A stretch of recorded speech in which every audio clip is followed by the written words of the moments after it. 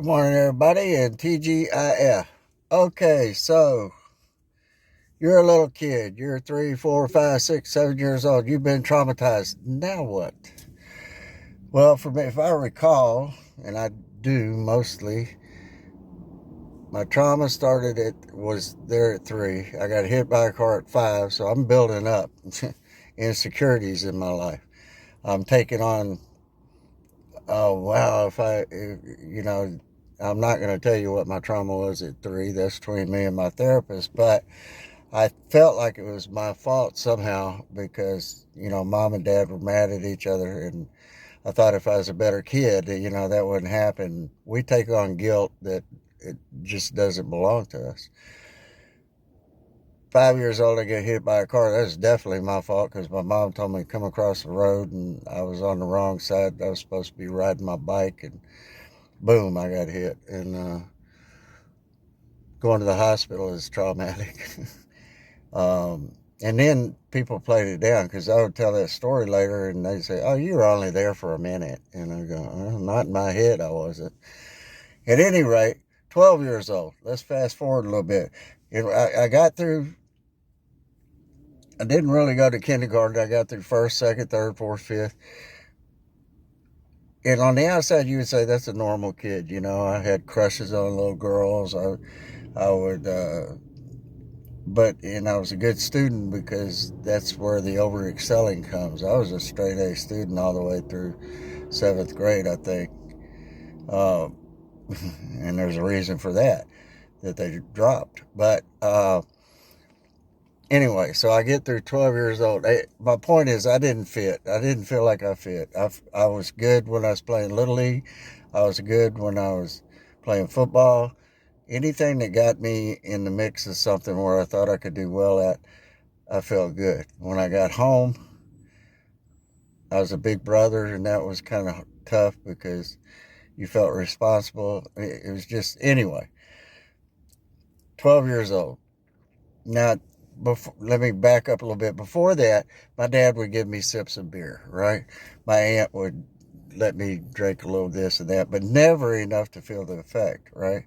So, what I did was, I knew this guy that sold Schlitz beer, and he kept it in his garage, and I was 12 years old. Somehow I slipped in there and got a quart, just a quart of beer.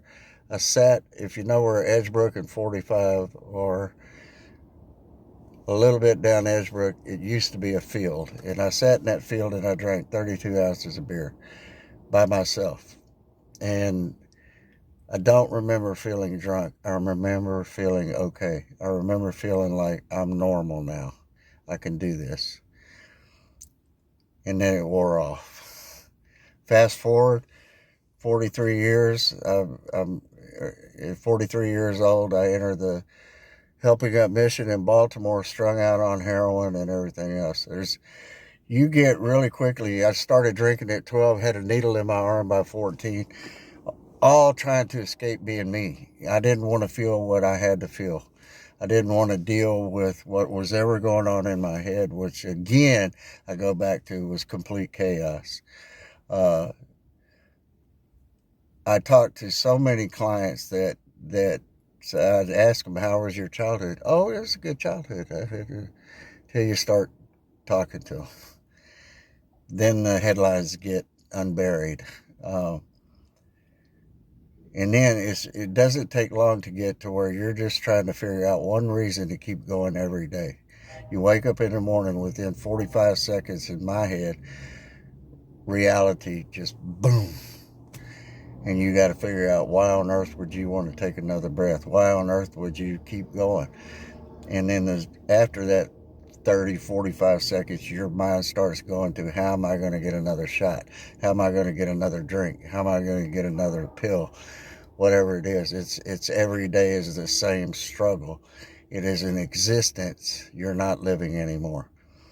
If you're interested, on my YouTube channel, I have a song that I'm not a singer.